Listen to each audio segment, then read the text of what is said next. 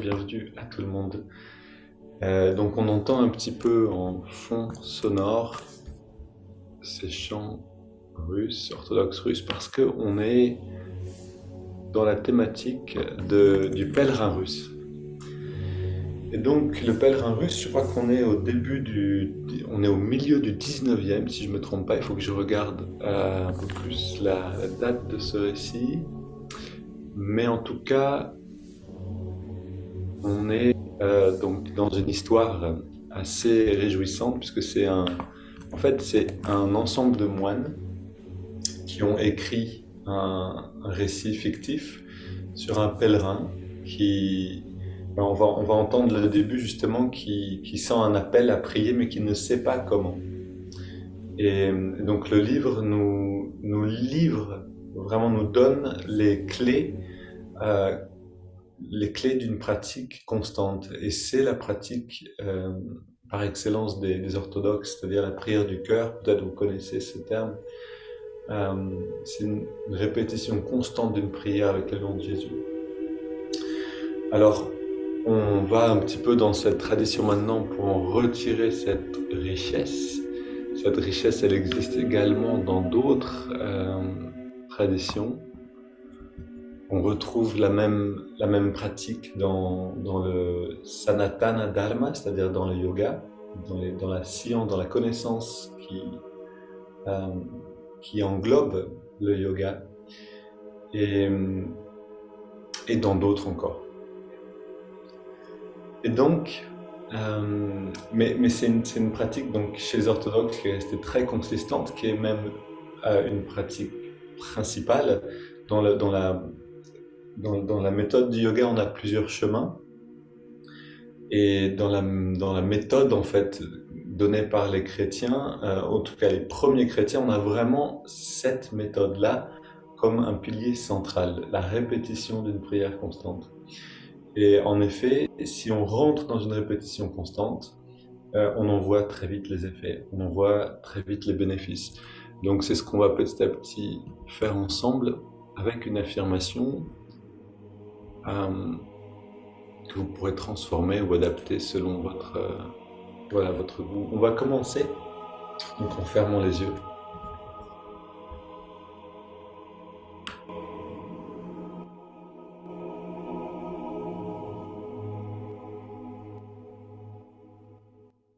Levez le regard, trouvez une posture bien redressée,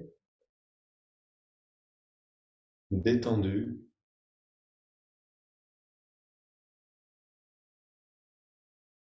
et confortable.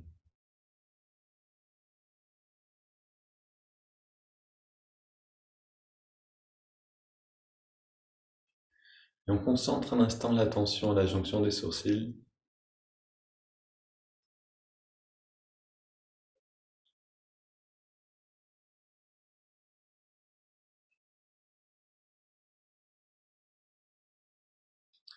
Comme je vous en parlais hier, on appelle cet endroit l'œil spirituel. C'est pas fictif, c'est pas juste comment dire, un nom poétique ou qu'on aurait trouvé, mais c'est parce que à cet endroit il y a une réalité énergétique qui fait partie de l'anatomie de la conscience, de l'anatomie du corps d'énergie, et que donc si on concentre suffisamment notre attention là-haut, on va faire l'expérience de ce qu'on appelle l'œil spirituel, c'est-à-dire une autre manière de percevoir.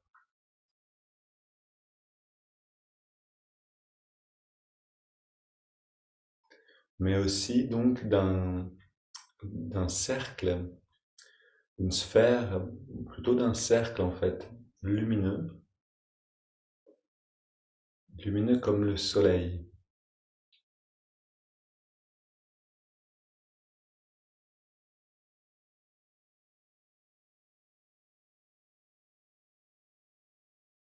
Donc gardons cette attitude toujours ouverte du débutant qui s'attend à ce que viennent donc ces perceptions-là. C'est en les voulant, c'est en les attendant qu'elles finissent par se montrer.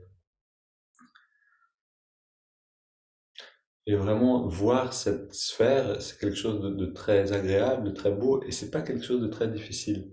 J'en parlais avec d'autres personnes qui méditent dans Ananda et plusieurs ont témoigné de l'avoir vu aussi régulièrement. Quand on commence à le percevoir, ça devient de plus en plus facile de le voir, et c'est très reposant pour l'esprit de pouvoir retourner à cette perception intérieure.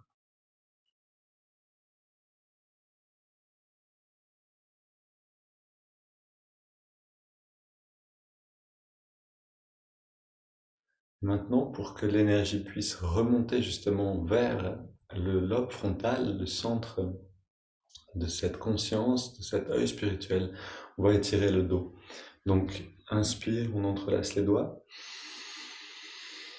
Expire, on pousse les mains vers l'avant et on arrondit le dos le plus possible. Sentir un bon étirement à l'arrière. Inspire vers le ciel.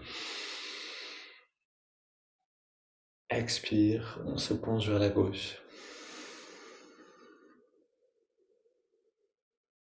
Inspire au centre. Et expire vers la droite.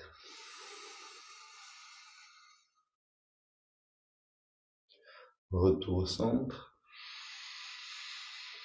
On expire, on se tourne vers la gauche, on pose les mains, on soutient la rotation et on respire profondément dedans.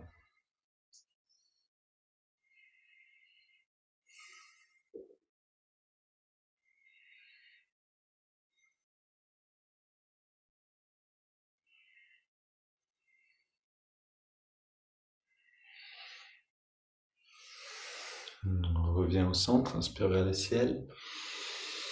Expire, on se tourne vers la droite, on pose les mains en soutien et on va un peu plus loin tout en respirant.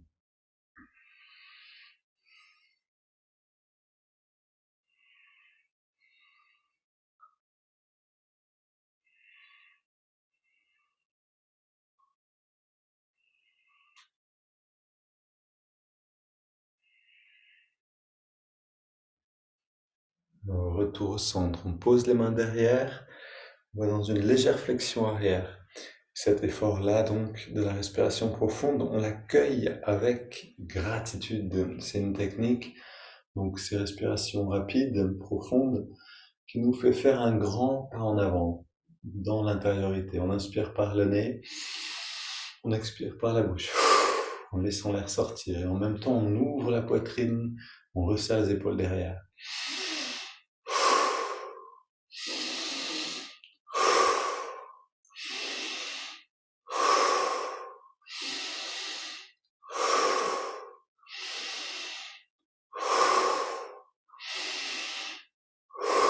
Encore 5 grandes respires.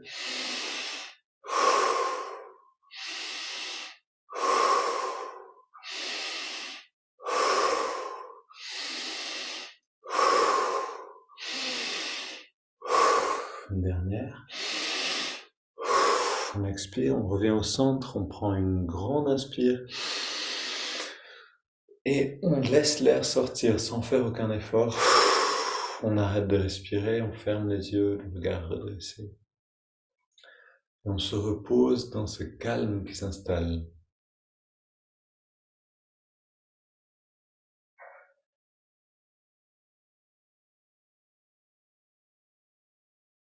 Comme si on entendait l'écho des respirations dans une grotte intérieure.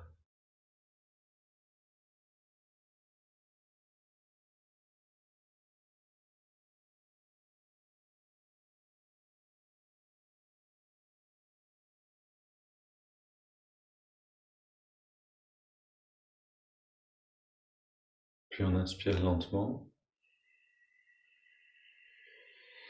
On garde l'air dedans, on rentre le ventre.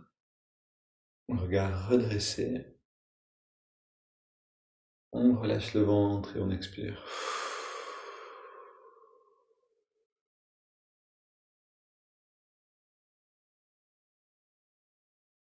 On laisse la respiration aller à son rythme et on sent cette délicieuse sensation.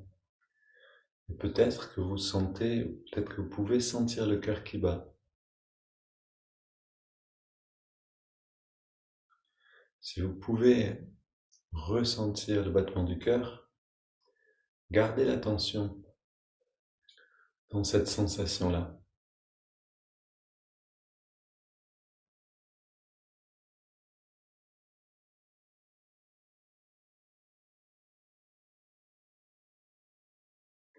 Si cette sensation n'apparaît pas encore, entraînez-vous à la ressentir, ça va venir rapidement.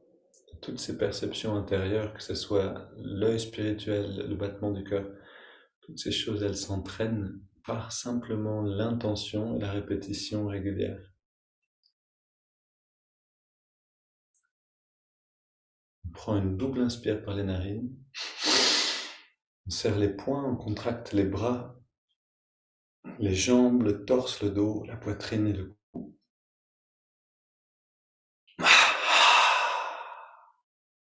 Détente et on recommence.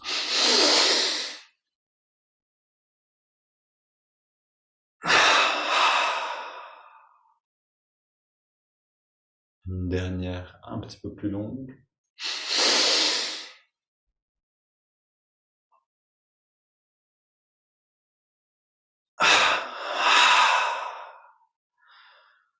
Et on ressent cette détente qui s'installe.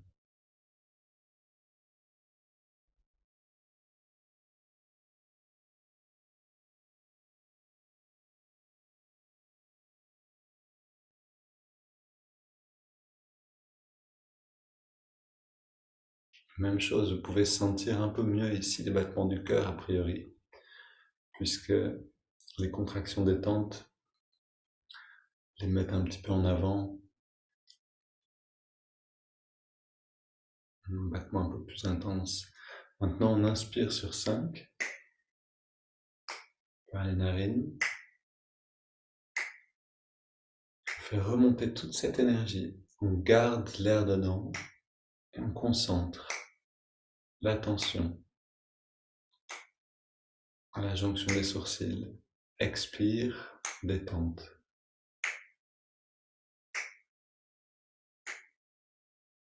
Et maintenant, on voit cette lumière comme une rivière lumineuse qui remonte le long de la colonne, qui vient se jeter maintenant pendant la rétention dans l'œil spirituel.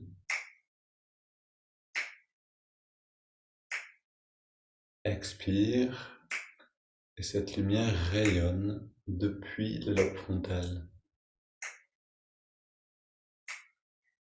Inspire.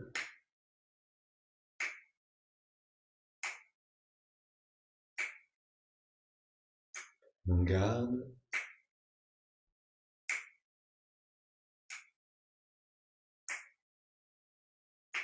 Expire.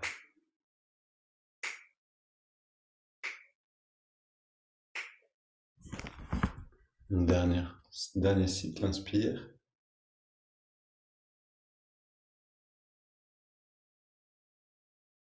Rétention.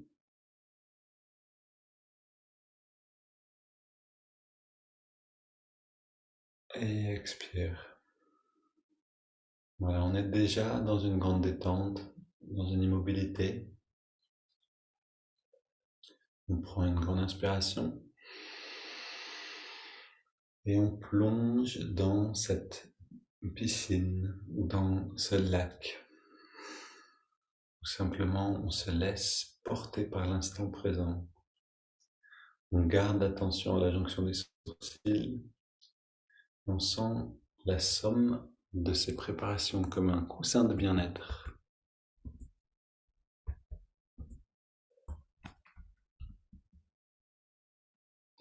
Donc, lecture du tout début de ce récit, le pèlerin russe, premier récit.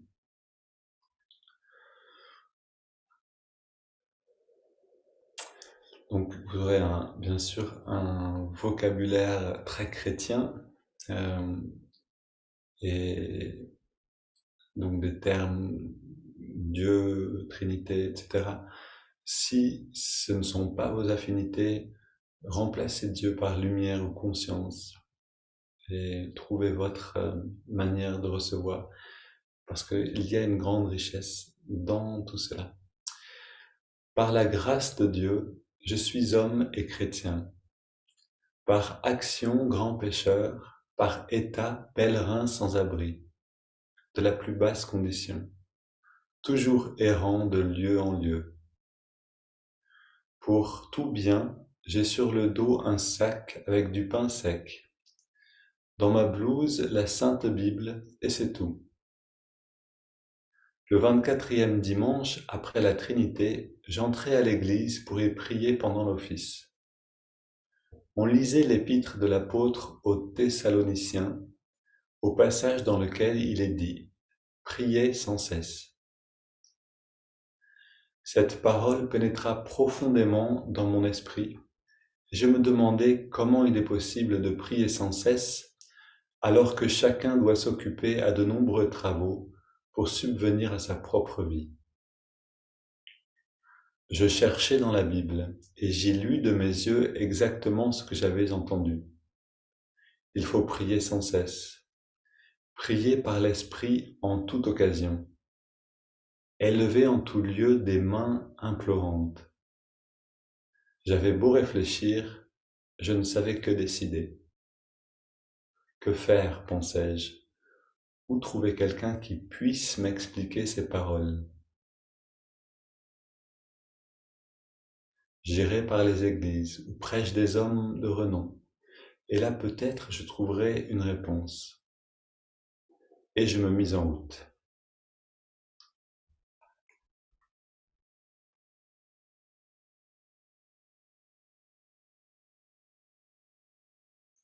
Je relis un passage essentiel. Je cherchais dans la Bible et j'ai lu de mes yeux exactement ce que j'avais entendu. Il faut prier sans cesse. Prier par l'Esprit en toute occasion. Élever en tout lieu des mains implorantes.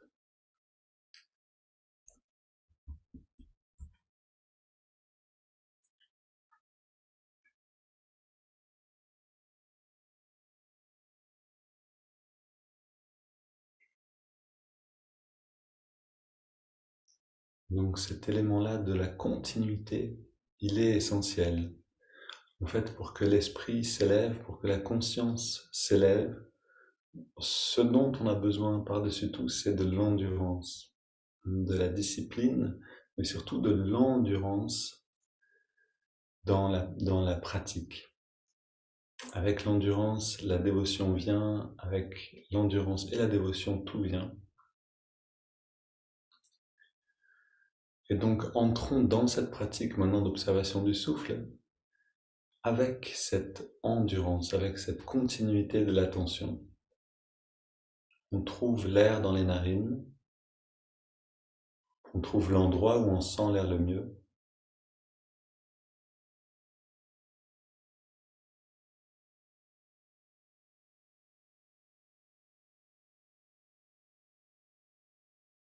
Et on ressent la fraîcheur de l'air qui rentre, la tiédeur de l'air qui ressort.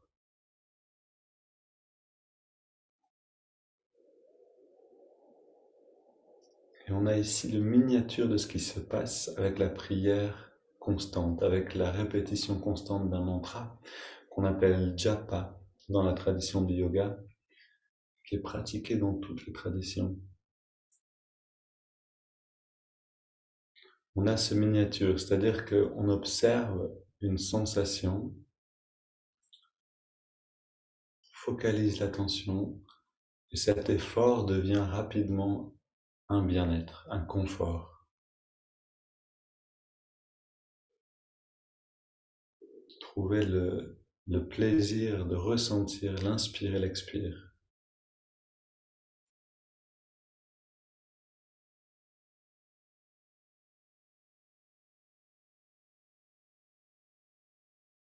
Dès qu'on trouve ce plaisir, cette joie de ressentir la respiration, alors l'effort initial disparaît.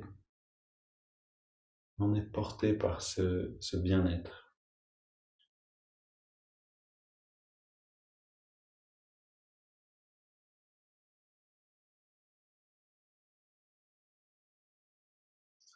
C'est quand l'esprit vagabonde qu'on a besoin de faire un effort pour revenir et à nouveau se laisser porter par cette sensation-là.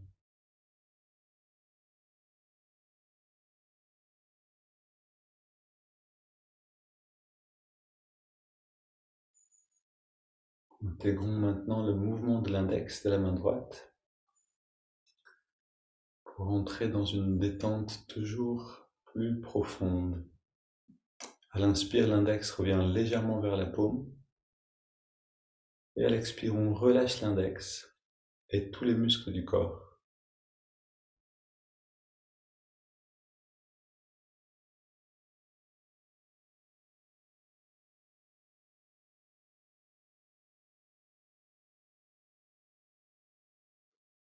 Et si on sent qu'après l'expiration, une pause naturelle s'installe, on la laisse s'installer et on profite pleinement de cette détente.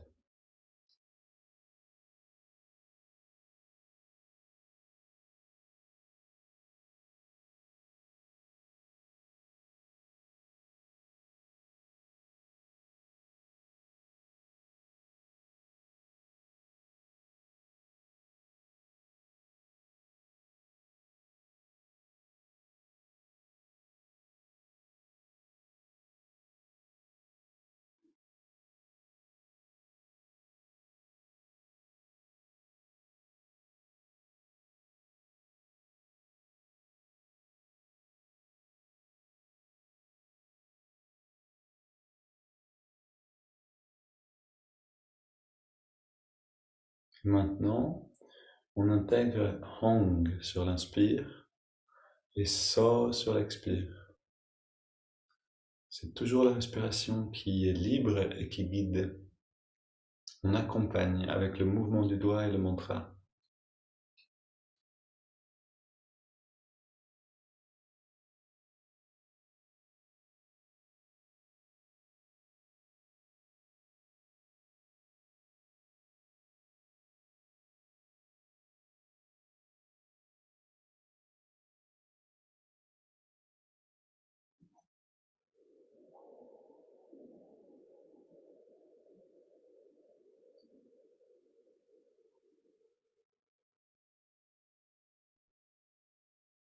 La grande force de la prière, c'est l'humilité qu'elle contient, puisque on accepte de ne pas pouvoir tout atteindre nous-mêmes, qu'on a besoin d'aide. Alors on prie. Ici, dans la répétition du mantra Hong So, on a besoin de l'intégrer, cette humilité. On affirme je suis cela, cette conscience, non pas avec arrogance ou avec euh, l'impression de pouvoir le faire de nos propres forces, mais plutôt humblement en demandant l'aide pour atteindre cette réalisation intérieure.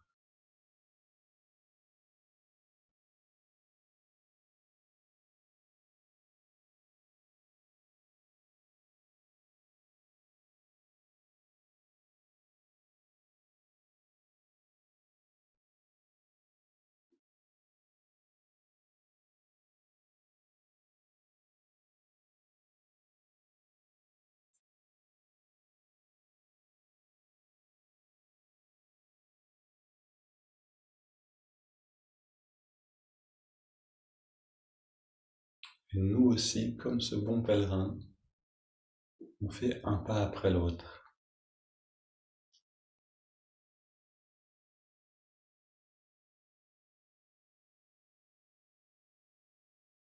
Une respiration après l'autre, pleinement conscient de chaque instant.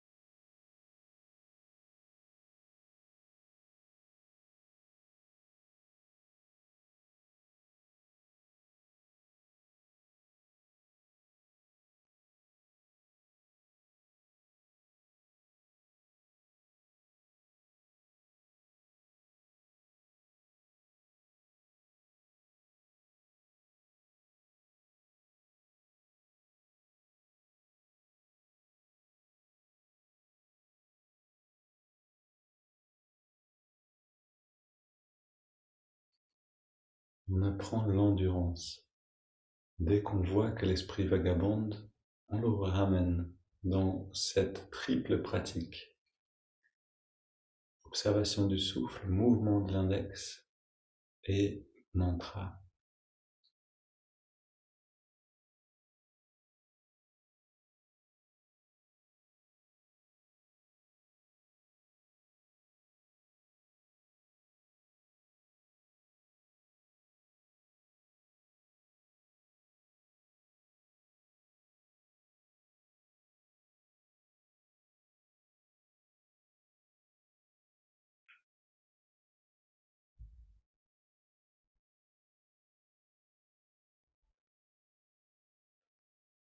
Puis on atteint ces moments d'intériorisation des sens, de l'énergie.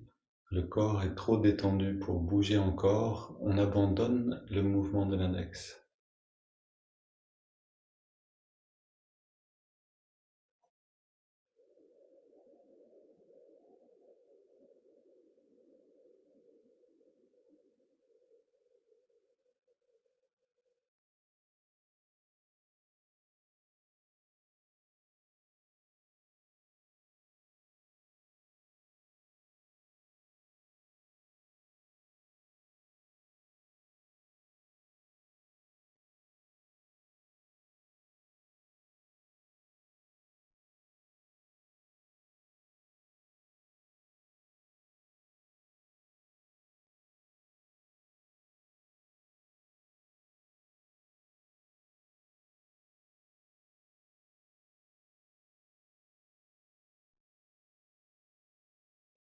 Faisons quelques pas encore avec la satisfaction et la certitude intérieure que observer le souffle en répétant Hong So nous fait faire un pas en avant.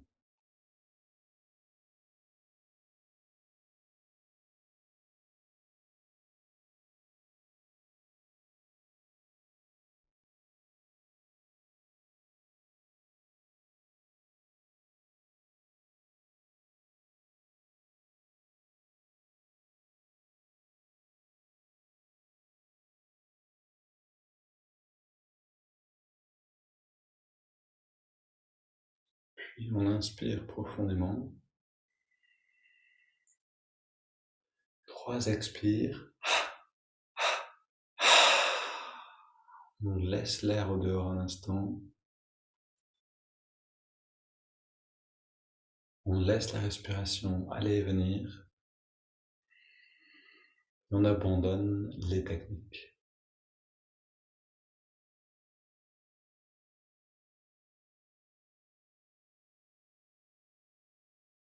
Et de même que le pèlerin se repose après quelques heures de marche, de même après un temps de concentration,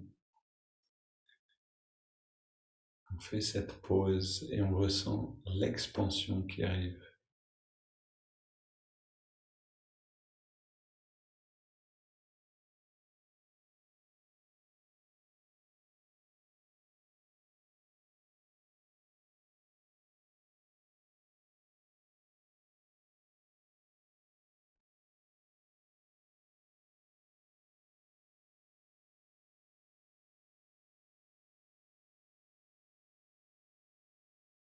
Pour entrer pleinement dans ce sentiment d'expansion, on voit cette sphère de lumière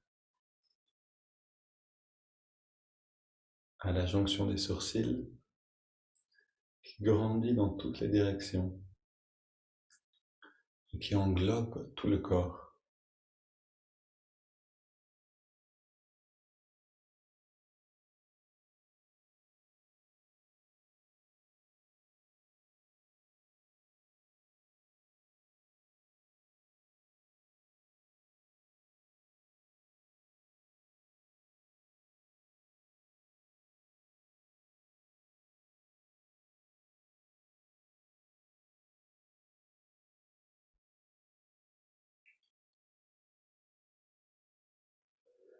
On prend pleinement conscience du bien-être qui réside dans la conscience elle-même.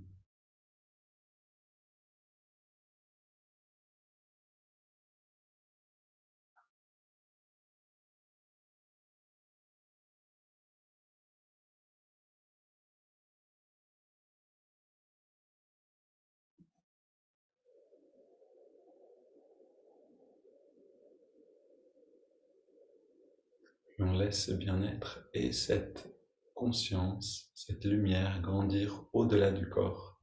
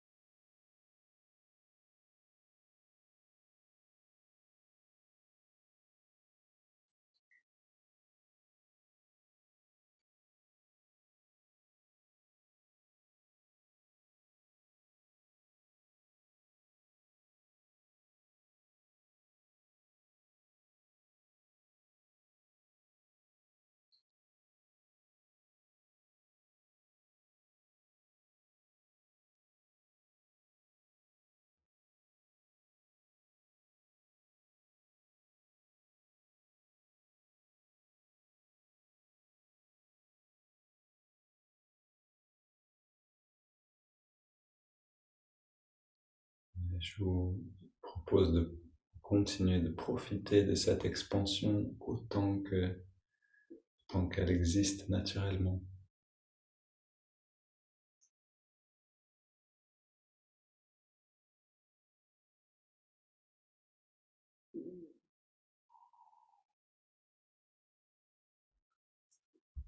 Une belle journée à tous.